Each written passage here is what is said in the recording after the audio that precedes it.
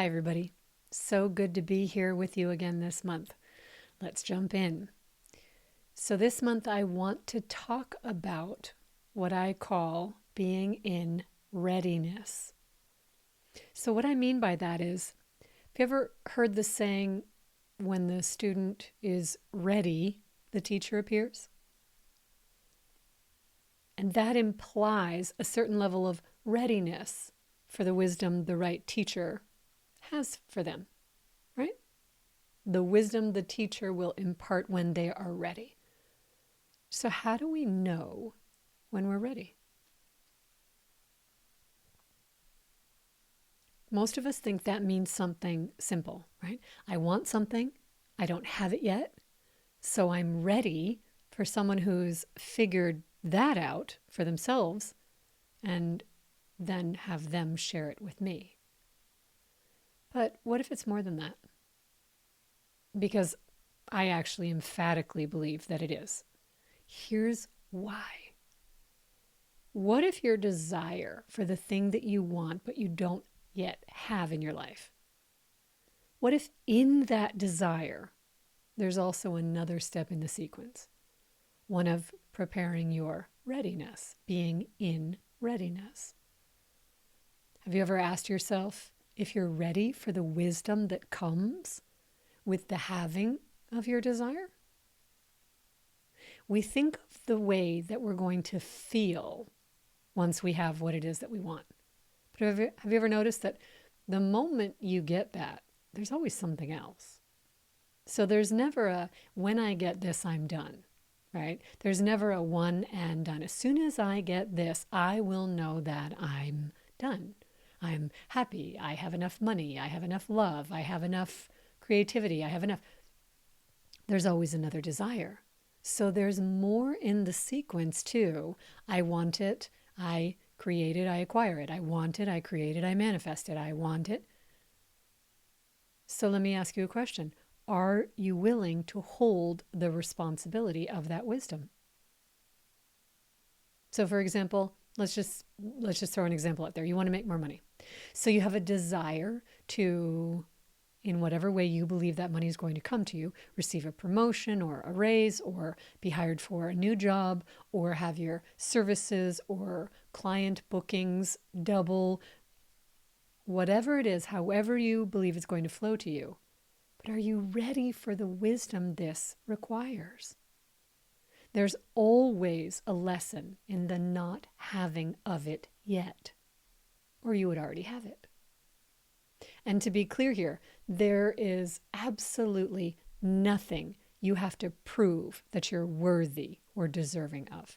That's never the wisdom, because I deserve it, because I'm worthy of it. When I get this, I'll know that I matter. Not that. The fact is, we don't get what we desire. We get what we believe already that we're worthy of.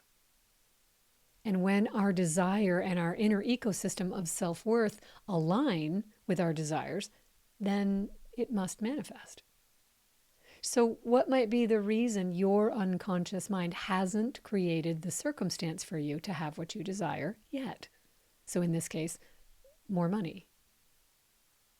How would your life be different with the money? What changes would you make? Would you still be the same person with it? How would you be different? Would you make the same decisions? Would you move? Would you still work every day? Would you live differently? And if so, how? Would you help others? Could you handle it if others were jealous of you? Would you be okay if secretly your closest friends started to feel uncomfortable around you because it made them feel bad about themselves? There's a deep level of responsibility that comes with your desires. And you have memories of what having your desires means. Memories are created from circumstances that created an emotional impression upon us. Typically, our primary caregivers first. So How were your parents modeling wealth? What were their beliefs about it? What did you learn growing up about wealthy people? Were they good people? Or were they something else that you believed? Because someone else told you. You see, your subconscious mind is never, ever going to let you get crossways of your values. So if you believe wealth can turn you into a terrible person or a selfish person or a mean person or a rude person or an entitled person, your unconscious mind will sabotage you from the promotion, from the launch, from the big wins, from the double-digit months in order to protect you. The not receiving of the desire is the absolute match to your inner ecosystem if it believes you are a good person without it, without wealth. Starting to see a little bit how this works? So when we have wealth, health, love, safety, gratitude, abundance, balance, without addictions, peace, say without sugar or alcohol or tobacco, happiness, even when the world appears to be on fire, these cannot come from an inner desire based in lack and fear. They're only the natural byproducts that naturally occur when you've had an inner shift, not an outer one. And the inner shift is at the subconscious level, always reprinting what your mind believes about your desires. All change happens in the mind first, in the unconscious mind. Then our emotions come, and then our behavior changes, and then the results. So, what does your mind currently believe about your specific circumstances? So let's do a little something right now. Let's do a little process right now if you're willing. This will, I'll say up front, this will include dropping into a trance state. So if you're willing, you can just allow your eyes to close. And if you prefer not to participate, you will remain fully alert as an observer. So if you're choosing to participate, just allow your eyes to gently close. And focus on your breathing. And start to bring one desire that you have into focus. Choose only one thing that you don't have. And let yourself begin to drop down now. Deeper relaxed. Dropping down from the conscious mind that wants to tell you all the logical reasons and stories about it. And instead, let yourself drop down even more into the unconscious mind. Breathing in a deep inhale. And breathing out a slow exhale. Allowing yourself in this moment to drop down into deeper relaxation. And you might begin to notice how each breath just rolls in and out like waves along a quiet shoreline, never needing to be controlled, only followed. And just as the tide gently reshapes the sand with each pass, perhaps your mind is already softening, smoothing, letting go of edges, thoughts, and tensions, as the rhythm of the ocean carries you further inward. Now, focus on the feeling you have about not having the thing that you want. What's the feeling? And where does it live in your body?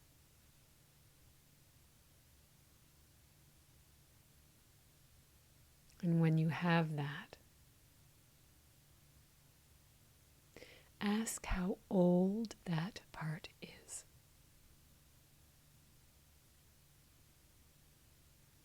Trust the number that appears in your mind.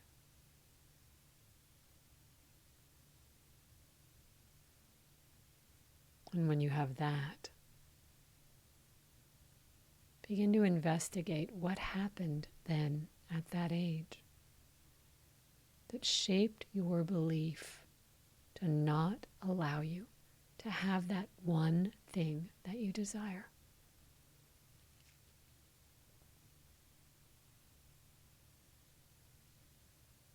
Notice, what words do you hear?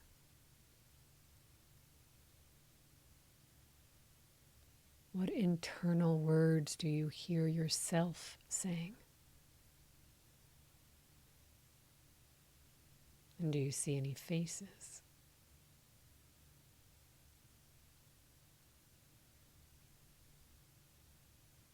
And ask yourself, what might be the deeper wisdom of what happened that I can now see differently?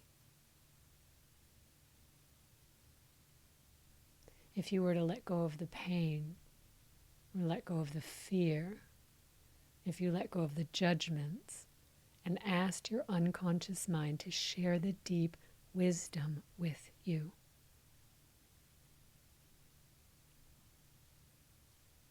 what would it say?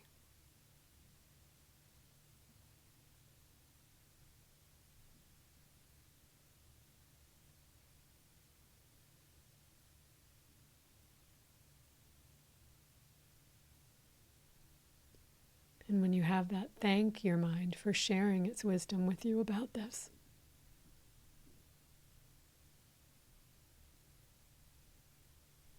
Thank this part for revealing itself to you today.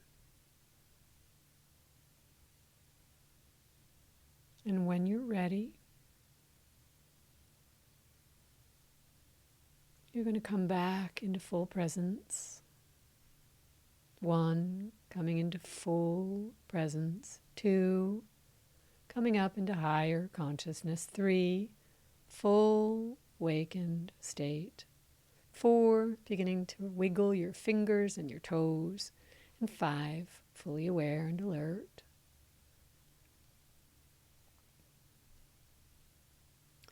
Be sure and journal on this sometime before you go to sleep tonight.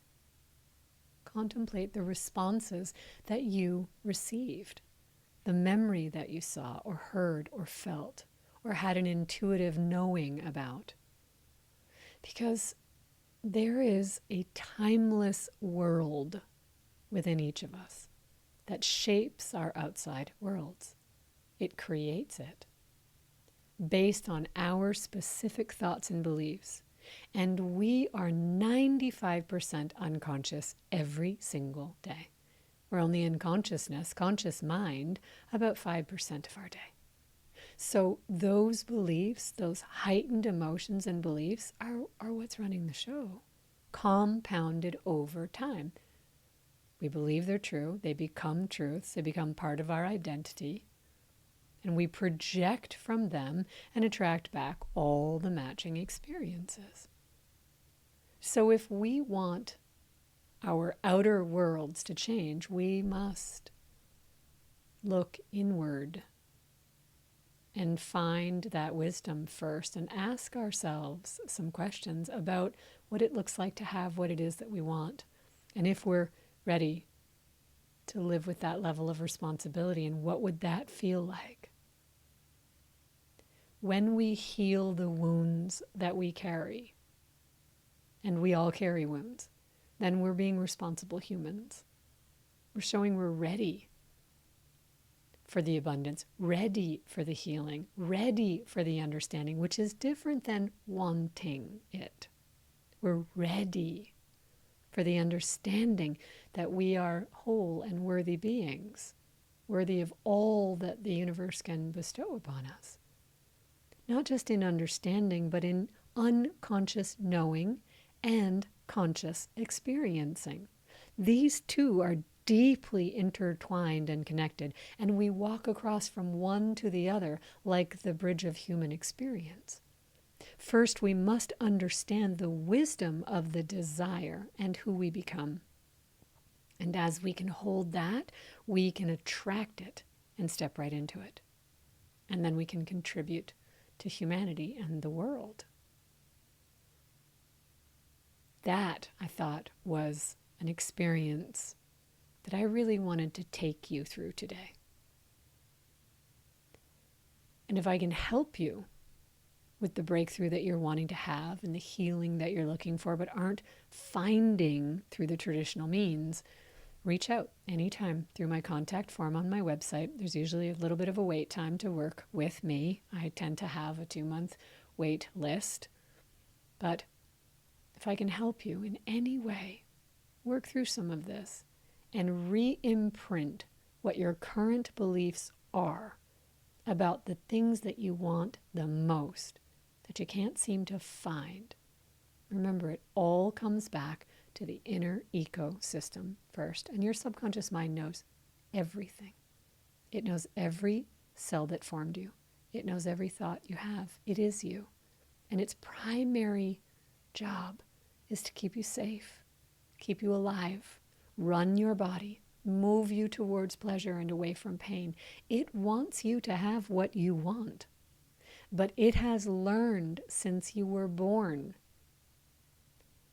what was modeled to you, where you had emotional pain or upset, where you felt you were under threat, that your nervous system was under threat, and it's not going to let you get anywhere near it.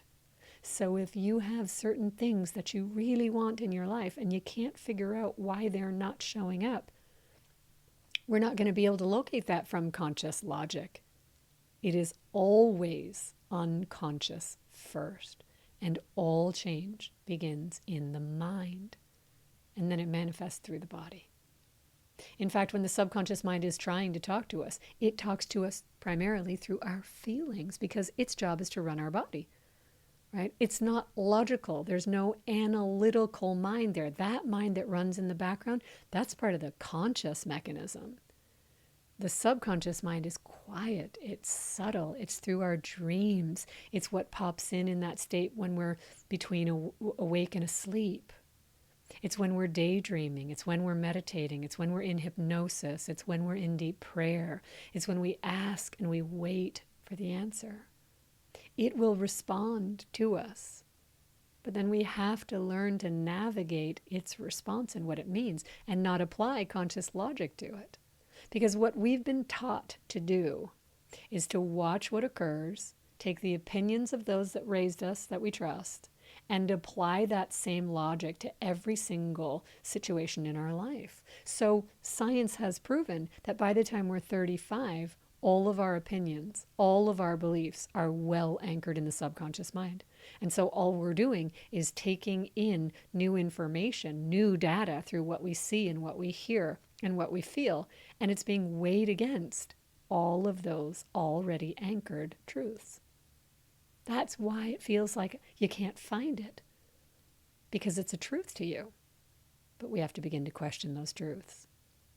Because if you don't have what it is that you want, whether it's a healing, whether it's more money, whether it's a happier relationship, more joyful life, more balance, work-life balance, whatever it is, if you don't have it, your subconscious mind already has an anchored truth in there that is not true for you. But it believes it is. Because you learned it. You learned it from someone else. You learned it through an experience that you had, that your subconscious mind said, well, that hurt. We're never doing that again. We're never getting near that again. And we've got to re-imprint it and teach it that not only are you safe, you're capable. Because if you can imagine, it's like we're all running around with our inner 5-year-olds making all the decisions. So you can see why that wouldn't make a whole lot of sense, because we wouldn't be ready for all the responsibility that comes with it. We wouldn't be believing we're capable of managing, or before even managing, capable of creating it on our own. Because when we're that young, we don't feel we can meet any of our own needs. We're still learning that, and other people are providing them all. So we've got conditioning around the things that we want. And hear the lesson. If there's something that you know in your belly, like, this is what I'm meant to be doing, I feel it, I'm passionate about it, why isn't it working? Why don't I have it yet? Why isn't it there yet? You've got an internal conflict, right? You've got two things that are fighting against each other. One says, this is where I'm going, and the other part says, not safe to go there. We're not getting anywhere near that, and we've got some sabotage going on. And we've got to make that conversation congruent. And when we do that, that's when we start attracting differently. That's when our body starts responding differently. We feel differently about things. We behave differently about things. And it becomes very, very natural. In the same way that you're not the same version that you were 10 years ago or 15 years ago or 5 years ago. We're constantly evolving. But are we doing it consciously? Are you looking at your inner ecosystem and seeing what it's trying to teach you? What it wants to show you? Because it wants that congruency for you too. It knows what you desire, and it's always trying to move you to it. But if healing is required on the way, then it's going to make sure that you don't receive it until you understand it. And that is the place of readiness. And that is so different from, I want it. Am I ready for it? Have I done the inner work so that I understand the wisdom involved here? And I thought that was a conversation worthy of having. So I wish you a wonderful rest of your month. If you are in the northern hemisphere, enjoy the heat, enjoy the summer. And if you are in the southern hemisphere with some of my colleagues and friends and clients, enjoy the cooler temperatures. And I will see you next month. Bye for now.